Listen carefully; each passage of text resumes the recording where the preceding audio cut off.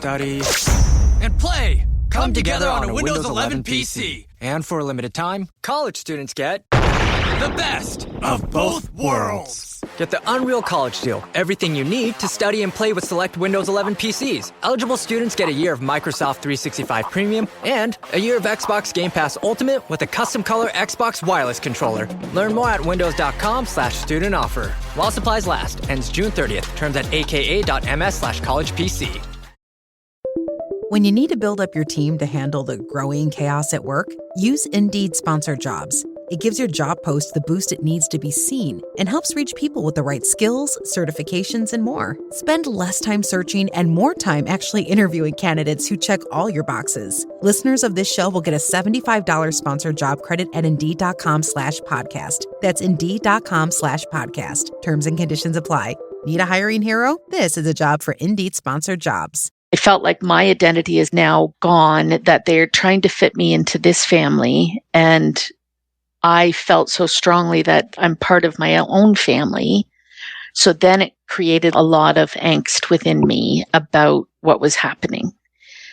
And I would go out from time to time, but I would be so thankful to get on the plane to come home because I just wanted to come home. And a lot of the phrases that they would say to me is, "When are you coming home?" And I thought that that was almost disrespectful because it's not my home. It was never my home. I was conceived there, but I was not born there. I was not raised there, and it's not my home. But how do you say that? You can't say, "That's not my home." Welcome to DNA Surprises, a podcast that explores the life-altering world of unexpected DNA discoveries. I'm your host, Alexis Auersalt. This show centers the stories of people who've experienced NPEs, or non-paternal events. In other words, people who've learned that their biological father isn't who they thought he was. We'll also hear from adoptees, donor-conceived people, and the families navigating these discoveries. Get ready to follow the incredible journeys that begin with a simple DNA test. This is DNA Surprises. Sometimes DNA surprises aren't about misattributed parentage. Sometimes the biggest surprises are the feelings we experience as we explore biological connections. In this week's episode, Tracy shares how she always knew she was adopted and always knew that she wanted to find both of her biological parents. Much to her surprise, after she reunited with them, she uncovered complicated feelings around boundaries and what she expected from her relationships. Overall, Tracy's experience is one of acceptance of her life and her family. Thank you for sharing your story, Tracy. My name is Tracy. I am 56 years old. I live in Canada. My story is maybe not as unique as some of the DNA stories, but I know that this podcast also talks about adoption and donor. We have a lot of different variations, lots of different stories within my own family. We kind of fit into every bucket.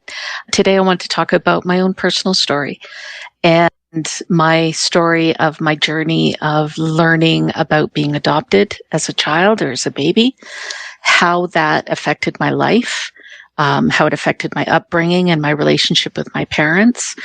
And I will refer in this podcast to my parents being the parents that raised me. And I will refer to my biological parents as my biological parents, just for clarity.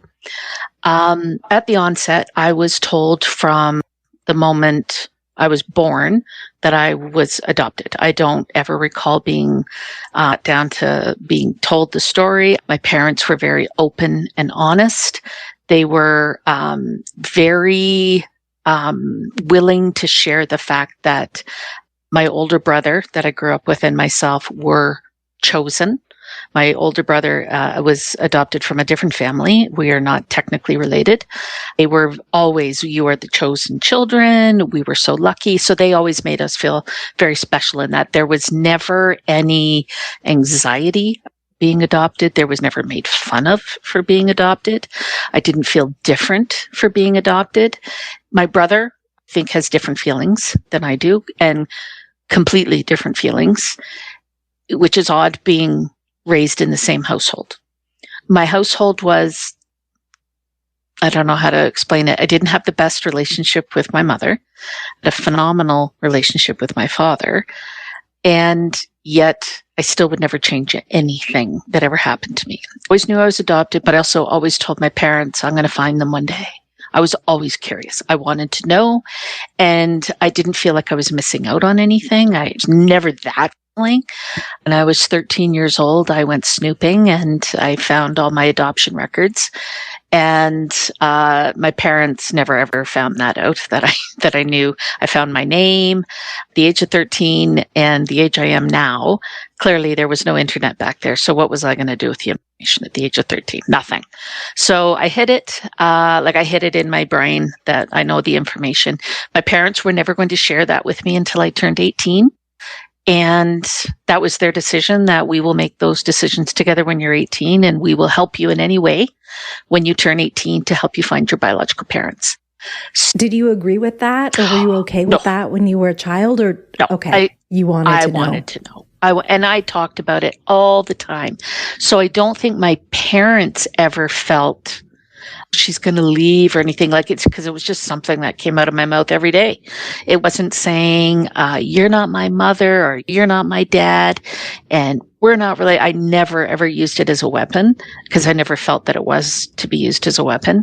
I just always wanted to know, but they wanted to make sure that I was mature enough to be able to handle the news that came, whatever that news may be, because where I'm located, you a lot of non-identifying information. You don't get the backstory in your original documents. I had my name, my feeding structure was in the orphanage because I went to an orphanage for so many weeks afterwards. Then it just kind of that type of information. Moving forward, when I turned 18, I went out with my friends that night, came home, my parents had company, and I said, can I please have my documents? Like, I'm 18 now, it's midnight. And out they came. So it was actually my mother's sister and her husband that were there. And we all just poured over them. My parents then supported me in going to our Children's Aid Society in where I'm located to then ask for the identifying information. It said, we're coming with you no matter what. And at that time, there, again, no internet, nothing along that line. We met with the social workers and they said, your search will be about 7 years. So, because 7 years. Yeah, there was a 7-year waiting list.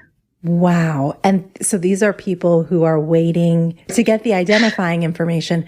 Why was the wait so long? I mean, do they not just have it? You couldn't just pull it out of a file box somewhere? Well, I think at that point in time, I was just registering for the first time. And then the long lineup of people that were registering. And then back then, again, it wasn't, I can't send you an email. Everything had to be sent by mail, and then you had to wait. And so people would wait on those cases for many, many years. You know, I then went into post-secondary school and started my career. And I was 25 and living in Toronto. One day the phone rang and they said, hi, it's time for your search. They said, and I was like, oh yeah, okay, I guess it's 7 years. And by this time my mom had already passed. She had just passed earlier that year.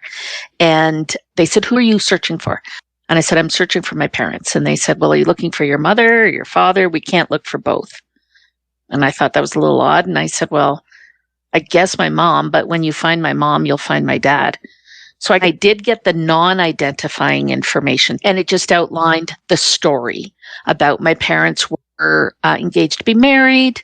They found out they were pregnant. They knew it wasn't a good time for them. They had been arguing, and it probably wasn't a good idea. It outlined the siblings that they both had, kind of the things that they like to do, but no names or anything. So when you turned 18, you went to the Children's Aid Society and you asked for two things, the non-identifying information, and you got on the list to get the identifying information. Correct. And so you got the non-identifying information and you see this story. How did you feel when you saw that? Like, had you made up a story in your mind about what the situation was? And then how did that match what you got when you received the non-identifying information? You are such a wonderful question. You know, you've been doing this because you do build a story in your head. And my story was always that my parents were together and for some reason she was young, whatever it may be. And that was my story.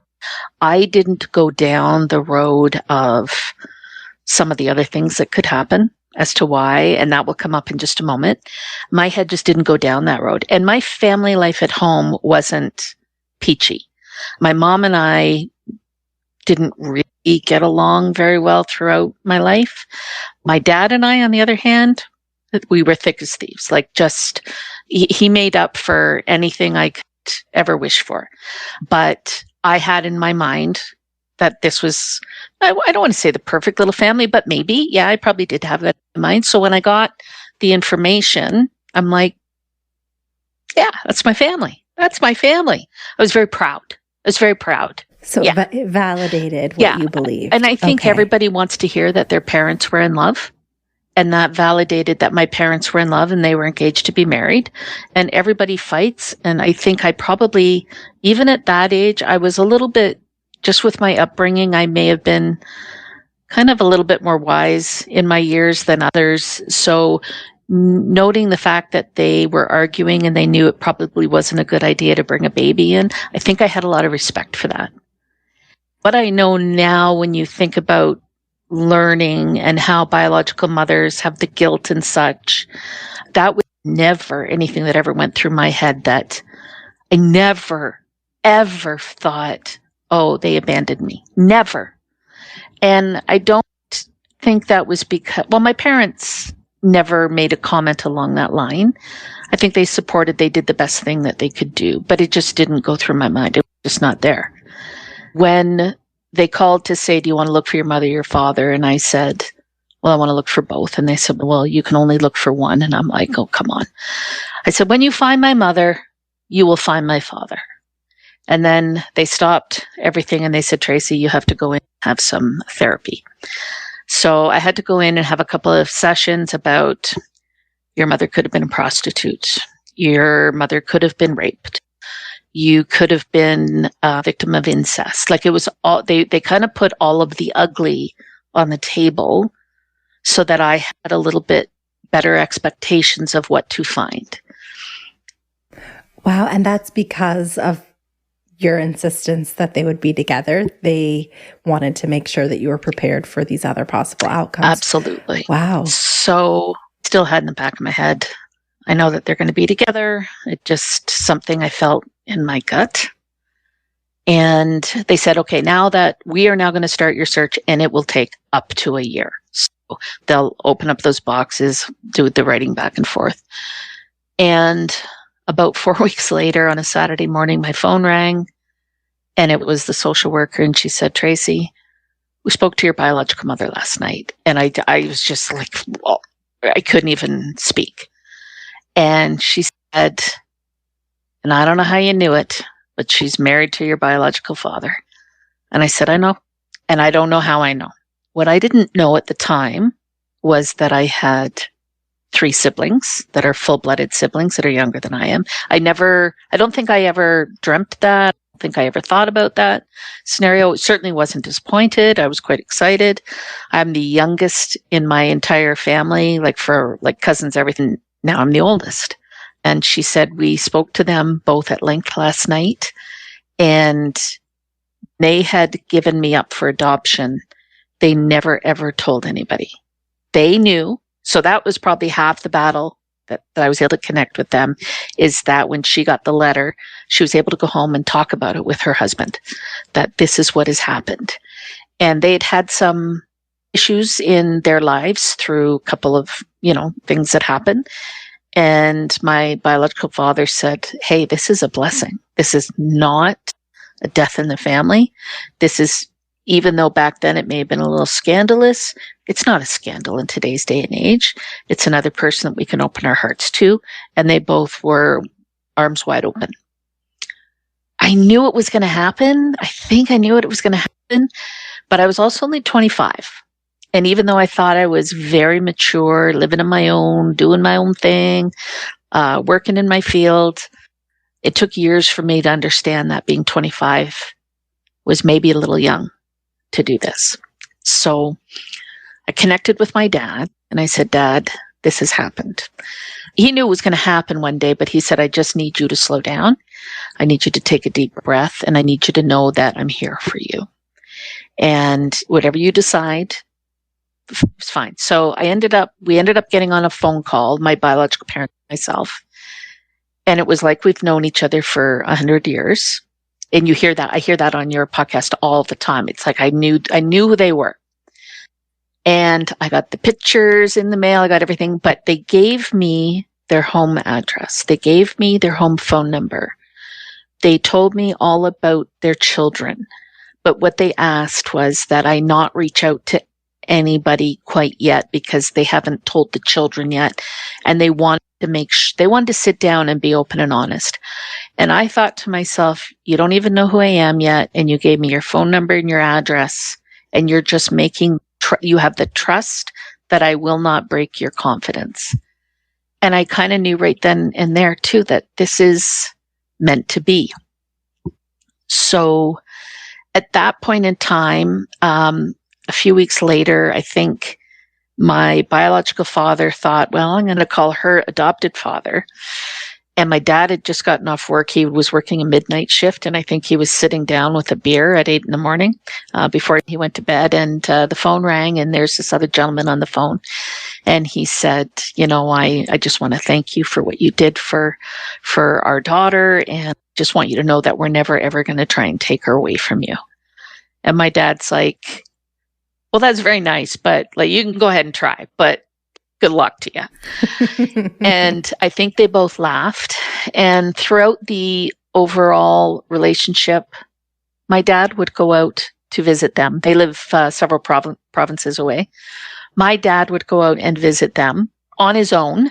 Like, it was just uncanny how similar the families were in their beliefs, their family life, their connections. It's like we're all meant to be together. But the first time that they came to where I live first for the first meeting. And it was good. Like, I was excited. It was 10 days, and I think that it was too long for a very first meeting, and we were staying within the same house. And I think it gave me anxiety that I didn't know I had. And it was kind of making me feel, I don't want to say smothered, but I've never had to look after anybody for 10 days in my own home. And then it's the expectations and such. So I have to say I was happy when that visit was over. And then, of course, you feel guilty that you're happy that the visit is over. It's a lot, though. What was it like to see them and be, physically together? Well, I am the spitting image of my mother. So you hear that a lot too, that like I now look like somebody. The first time I was heading out there was about a year later. So that would have been our second meeting.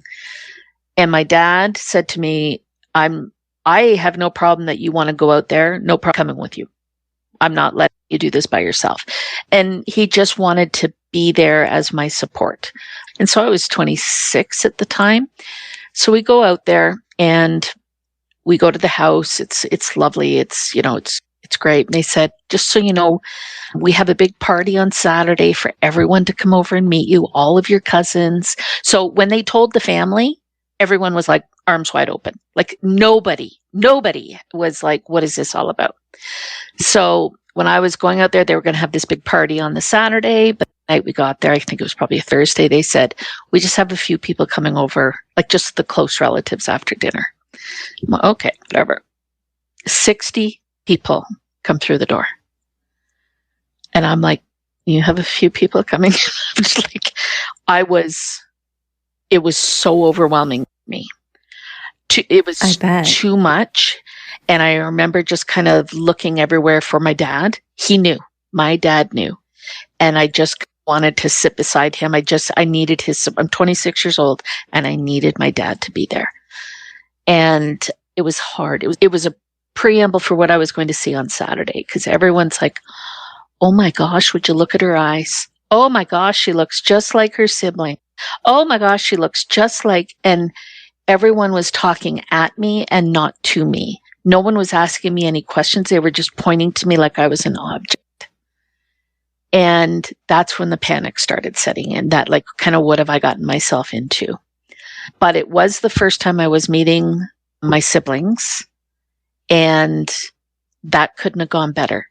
For three people that didn't know about me at all, to suddenly, not only do you have a sibling, they're coming out, they're older than you are, they too welcomed me with open arms, which was such a wonderful feeling, because again, I didn't really have that kind of feeling growing up. On the Saturday when 300 people came to the house, again, I was just like, I couldn't get to my dad. He was like here, there, and everywhere. All the uncles were all over him. And like, I was just, the second we got on the plane to go home, like I think we both just exhaled and just, it's time to go home. And I think from that point, I needed a breather. I thought, I cannot visit. I can't do this. Like it was too intense. And I felt like I was being scrutinized. I felt like every time I moved my hand in one way, or I blinked my eyes, or I leaned over something, oh, you know who does that? Your aunt so-and-so. And I felt like my identity is now gone, that they're trying to fit me into this family. And I felt so strongly that I'm part of my own family. So then it created a lot of angst within me about what was happening. And I would go out from time to time, but I would be so thankful to get on the plane to come home, because I just wanted to come home. And a lot of the phrases that they would say to me is, when are you coming home? And I thought that that was almost disrespectful, because it's not my home. It was never my home. I was conceived there, but I was not born there. I was not raised there, and it's not my home. But how do you say that? You can't say, that's not my home. What it led to for me is a little bit of angst in, I'm the one who started this process. I'm the one who entered your lives and disrupted your lives. But at the time that I did it, I didn't know my own boundaries of what I was willing to accept and because I didn't know what they were going to be until they started. And then I kind of felt like I was pulling back. And then I felt guilt for pulling back when I don't really want to pull back. My husband said to me, why don't you just cut off all communications? I'm like, no, I don't want to do that. Like, I want them as part of my family, but it's hard for me to put boundaries in place because I'm not necessarily sure what those boundaries are. Here's a weird part about it all is everybody knows that I didn't get along well with Mom. And sometimes I feel like it was, when I grew up, I used to think, I think she regrets that when they adopted me, that I was the choice. Like, I kind of wondered if my mother thought, geez, I wish we could have got somebody else. She used to make comments about, well, no daughter of mine would have done this, or like, it just always kind of made me feel less than or not good enough. Whereas my brother was the golden child. My dad was made up for everything. So it was what it was. So when you think about me reaching out to find my biological parents, most people would think that I am looking for a mom. And that was never my intent. Like, it wasn't my intent to find, I wanted my parents. It wasn't that. I wanted to meet them and find out who they were. But even with my mother's passing and then meeting her, like, I think people thought that, oh, it was going to be this beautiful relationship. You've got this mom who is arms wide open. She wants to give me the world. She wants to be the best mom anybody could ask for. And here I am going, whoa. And yet my biological father, who was very, very, he's since passed too. He was very easygoing, just went with the flow. I felt an incredible connection with him, even though I already had a dad, that no one could break that bond. How can I have this incredible connection with this other man, like a dad who I loved and adored? And I love my mom too, my biological mother too, but I didn't feel that connection. I didn't feel that bond. And I know she felt the bond, and I couldn't. And we're live from the living room as Doug eyes up the match day spread. He's reaching for the buffalo wing. Perfect. Hang on, what's this? Oh, he's gone for a can of Pepsi too. Incredible. What a finish. Sensational combination. Look at the delight on his face. There's no doubt about it. It just tastes better. Match days deserve Pepsi. Food deserves Pepsi. Grab a pack of Pepsi Zero Sugar for today's match. It's poetry in motion. You have one new message. Translating. Disney and Pixar's Hoppers is now available on Disney+. You could say that again.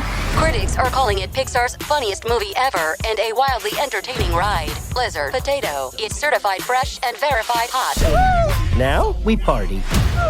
This is incredible! Wow, I am clearing the rest of the day. Disney and Pixar's Hoppers, now available on Disney+. Rated PG. I mean, do you think that because you had kind of a difficult relationship with your mother, there was something there that maybe, you had like an easier relationship with your dad? It might make sense that you'd feel more comfortable getting to know your biological dad or connecting with him versus your mother, right? I don't know, but You're bang on. Like, I've thought about it for years thinking, why is it this way? And I feel bad because my biological mother she's beautiful, beautiful, beautiful soul. She's just a little overbearing for me. And I just need a little space. But then I feel bad. Like, I just feel so bad that I want this space. But then I feel bad because I feel like I'm breaking her heart. She really, over the years, like, it's been 25 years now that we've known each other. So it's like, the journey is long. And it took me such a long time to realize that I was in her stomach for 9 months. She bonded with me.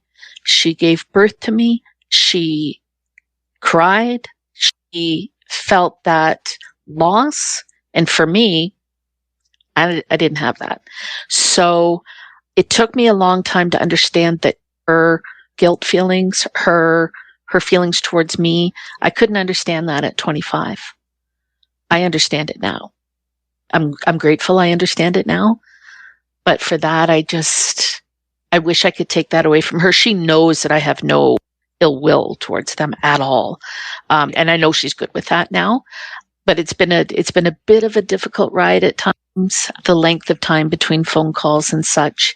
And I haven't been out there in a long time, and I know I need to go because, she's not getting any younger, neither am I. And I want to maintain it. I haven't spoken to really any of my brothers in a long time either. It's been a long, long time. But at the same time, I think I know that if I pick up the phone, they'll be there.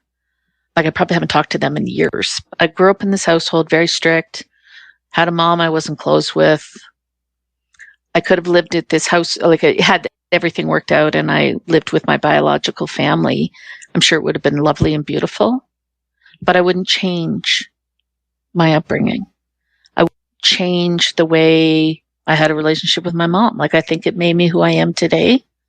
Interesting, I don't have any children of my own. I wonder if there's some... Who knows? But I am married to someone who's got children of his own who I'm very close with.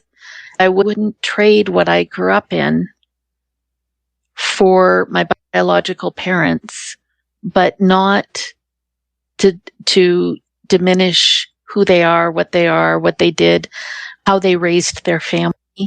It would have been an honor to be there too, but it's just what I know. And I have a super life, and having this aspect of my life has enriched it. Yes, it's got its trials and tribulations, but not anything I would ever change. No regrets. I wouldn't want to be part of any other biological family. They are super. And I just wish I could get over some of the anxiety at times. And I don't know how to do that. Yeah. Well, We talk a lot about radical acceptance on this podcast, and it sounds to me like that's where you've kind of arrived. Yeah. We talk about the what ifs and, what if I'd grown up in a different house, and what if I'd been, with my biological parent, what would life have looked like? And I think a lot of people sort of arrived to the conclusion that not that everything happens for a reason or anything like that, but just that what happened, yes. And we can't change it. And you've really seemed to have made peace with that, and with respect to your biological family as well.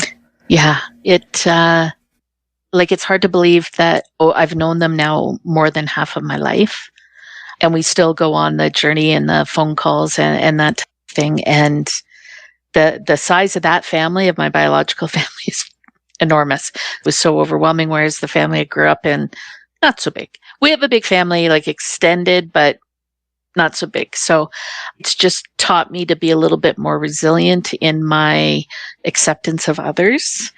We've heard about, the modern family. Well, people, this is the old time modern family. There's so many new modern families. I think one of the things that I am struck by with your story, because this comes up a lot in the DNA surprise community, is there is that excitement at first, and the, trying to figure out what everything means. And, you mentioned that you haven't spoken to your brothers maybe in a few years, and, leading up to being 18, you didn't even, think necessarily that you had siblings, but all you wanted really was to find your biological parents. And now you're kind of in this place of, maybe it's not what you thought it was going yes. to be when you found them, not because they aren't lovely and all of that. Yep. And I guess I just think it's interesting. I'm trying to think of what the question is that I have, because I just think that there's a lot of people who, myself included, frankly, who have experienced that, where the relationship is positive, but it cools. And I think it can be challenging sometimes to build these relationships, these deep relationships with people that you don't know and you meet as an adult.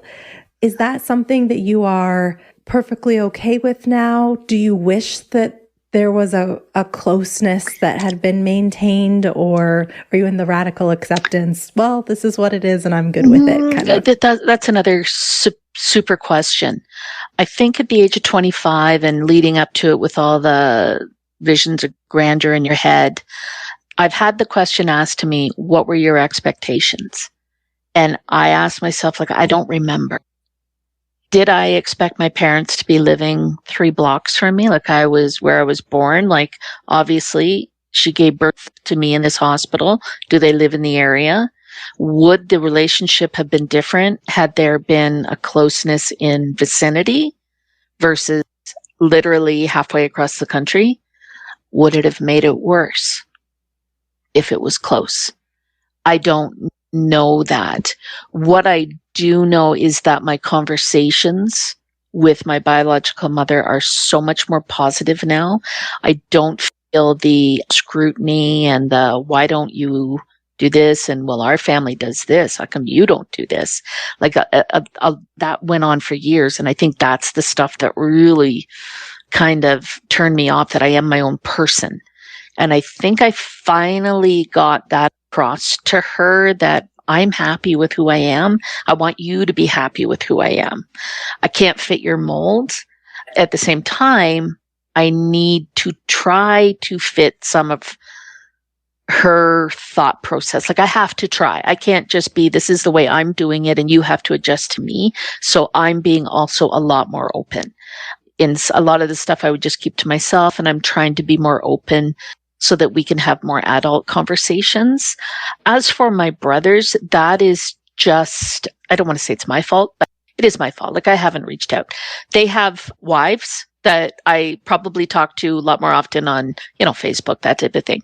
But I really should reach out to them. I did see one of them about just before the pandemic. He lived in a completely other province and welcomed myself and my husband with open arms. There's no loss of a lover, and we just haven't kept up the communication. But if I call, so I don't want to be stagnant and saying this is what it is, this is what it's going to be. I do want to make an effort because life is short. I lost my dad about 1.5 years ago, and I'm not feeling a pull towards my biological family because of that, but I still know that life is short, and my biological mother is not getting younger either, and she's got some health problems. So I really, should make an effort to go out and see. It's not up to her to come see me. You need to do that, and I do take that responsibility, and I know that she would love it. B, I really should just reach out to those boys, even if it's just an email saying, hey, thinking of you, just so that they know that they're not far from my heart. Just because I may have had some smothering issues with my biological mother, that doesn't extend to them. But I also don't want to, that's their mom. So I don't want to disrespect anything either. Like, I don't want them to think I'm disrespecting her, and I don't know, just like life's good with us, but like I don't want that. So I need to maintain a good, healthy, positive relationship with my biological mother. I love her. She did the right thing for me. She's a lovely human being. People adore her. She does everything for the family. No downfalls. It's just my own anxiety and my own walls that I built that I never knew I had till this happened. And I think I was too young at the time to understand what could happen. And it was too much, too fast for me. And I didn't know how to stop it because of the guilt. I didn't want to say, can we take a step back? And by the time I finally did, it may have been a little, maybe feelings were hurt, but we're on a good path. Yeah. We're on a good path. That's good.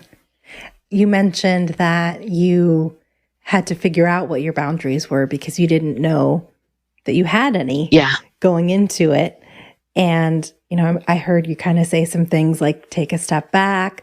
I'm my own person. I'm good with me. Kind of, those sort of boundaries. Have you found a way to let go of the guilt about having those pretty reasonable boundaries? I think so. I think time has healed. I think I feel, here's the other thing too, is when you first find your biological parents, you feel like you're a child. And by the time I feel that I can voice my opinion because I didn't, again, grew up in a household. I was to be seen and not heard. I have now feel that I can say something without feeling like I'm going to hurt somebody or that I'm going to get in trouble for saying it. At one point in time, I did write a letter just to say I am feeling smothered. And I think that was probably a turning point as well. So I don't feel that I have to say these are my boundaries because I actually think the boundary issue was probably in the middle years. And now that I feel like we're in a better place, I don't think the boundaries are necessarily there anymore. Or if something is said that may have been a trigger for me years ago, I'm old enough and mature enough now to let it go. Like, am I looking for something? Like maybe before I was looking for triggers and I'm not looking for triggers anymore. Like life is too short. And, I've had a lot of great, wonderful things in my life. This is another great, wonderful thing. And I'm thankful and it's a blessing. And maybe if they were closer now, I would be there all the time. I don't know. It's hard to say. But I've never met a group of people that an entire family, the Beaver Cleavers, like everyone loves everybody. There's no issues. Everyone supports everybody. Like, how could you ask for anything more than that? And I am aware, I'm grateful, and I just have to get over my own anxieties at times. What advice do you have for adoptive parents who have a child that's getting ready to embark on finding their biological parents? First of all, the advice that I would give is I really hope, number one, that you have always told your children that they were adopted, because the more they grow up with it as being the normal, the more it's just normal. But when they embark upon the journey of looking to find out what their roots are, number one is they have to put their own feelings aside and understand that you are always going to be your child's parent. Nothing will ever change that. Don't expect a new dynamic to suddenly change that, where someone's going to want to move out and go live with their other mother and dad. Support your children, love them, give them the rope that they need to go out and make their own mistakes and make their own absolute decisions on what they want to do. But just tell them that you are there to support them, and it will mean the absolute world. What advice do you have for someone who is beginning their search for biological family? That's another good question. And again, patience. Have patience.